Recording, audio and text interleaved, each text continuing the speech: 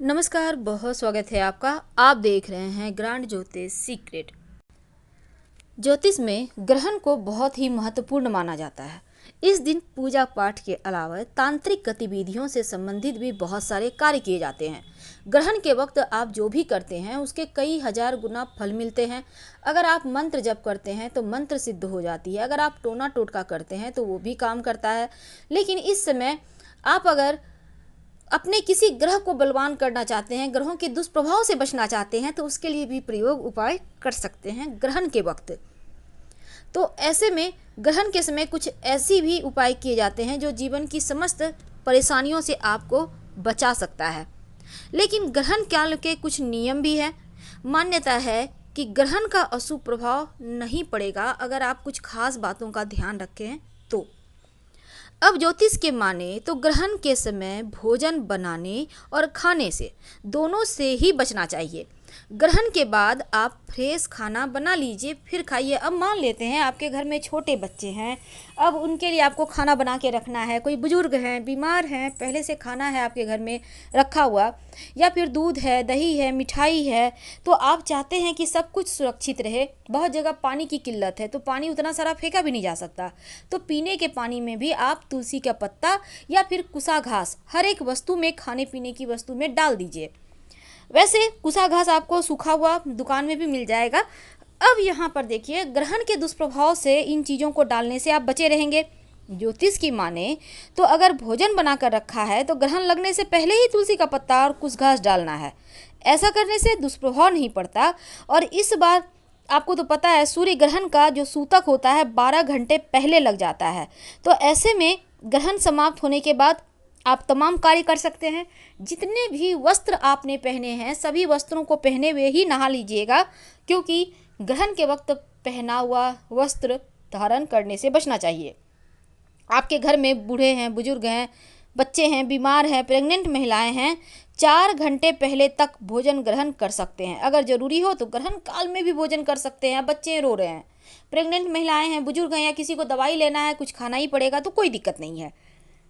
और ग्रहण समाप्त होने के बाद पूर्णतया स्नान करें, पूरे घर में गंगा जल का छिड़काव करें और फिर भोजन करें।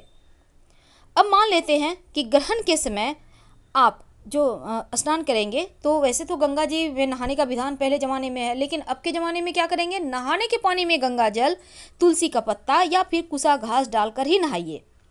ग्रहण के समय बहुत सारे ऐसे नियम होते हैं जो आपको फॉलो करना चाहिए। लेकिन आइए जानते हैं कि ग्रहण के वक्त मान लेते हैं आपके घर में पानी स्टोर करने की व्यवस्था नहीं है, या आपके घर में टंकी है, टंकी में फुल टंकी पानी है, आप कैसे फेंक दें भला। तो एक छोटा सा प्रयोग कीजिए तुलसी का पत्ता का। आपको चाहिए होगा हरे रंग का कपड़ा, नया पुराना मायने नहीं रखता, कोई भी कपड़ा ले लें।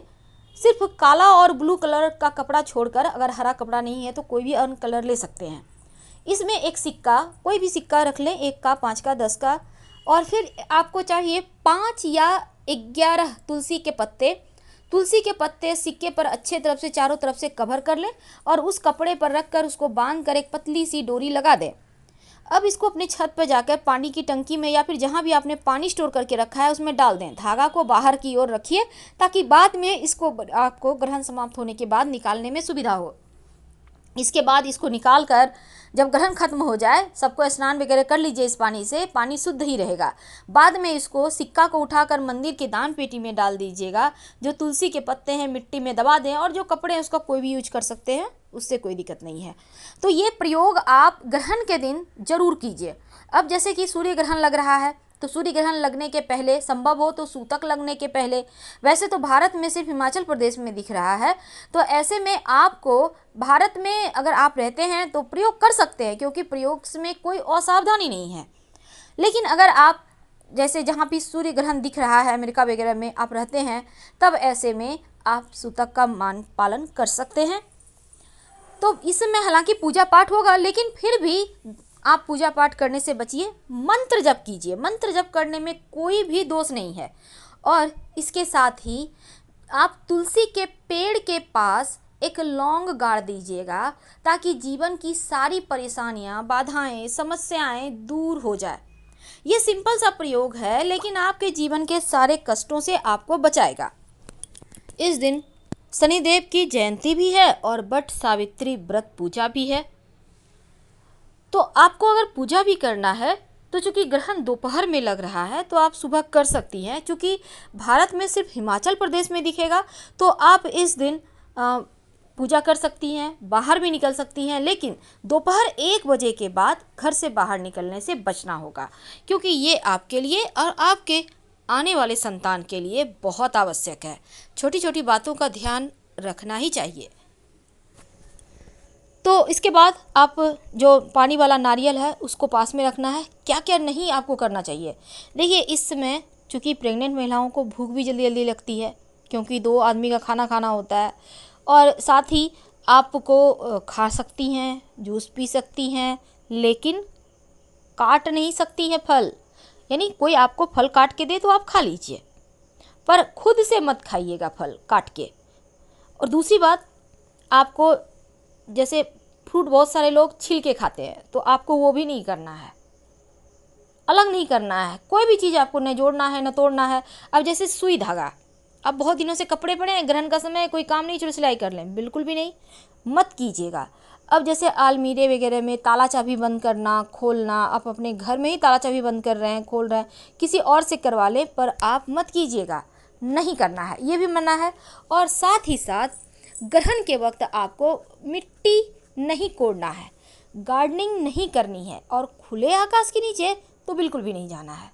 इस समय नींद से मत सोइए, जहाँ तक संभव हो जगने का प्रयास करें।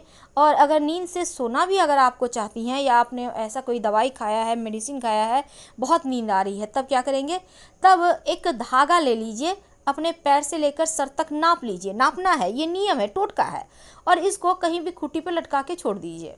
या फिर कोई लंबा सा डंडा ले लें, लकड़ी जिसको कहते हैं डंडा, लंबा सा ले लें, और उसको आप खुद से नाप लें और कहीं कोने में खड़ा कर दें, तो इसके बाद आप सो सकती हैं।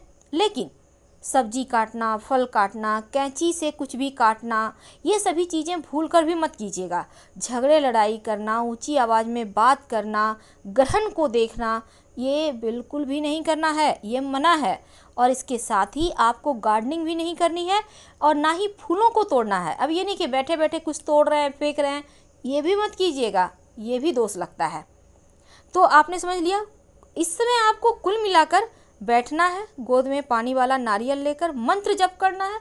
जितना ज़्यादा जप कर सकती हैं उतना ही ज़्यादा आपका बच्चा बुद्धिमान ज्ञानवान होगा, और एक सुरक्षा कवच बन जाएगी आपके चारों ओर, और आपके बच्चे और आप सुरक्षित रहेंगे। बहुत सिंपल है।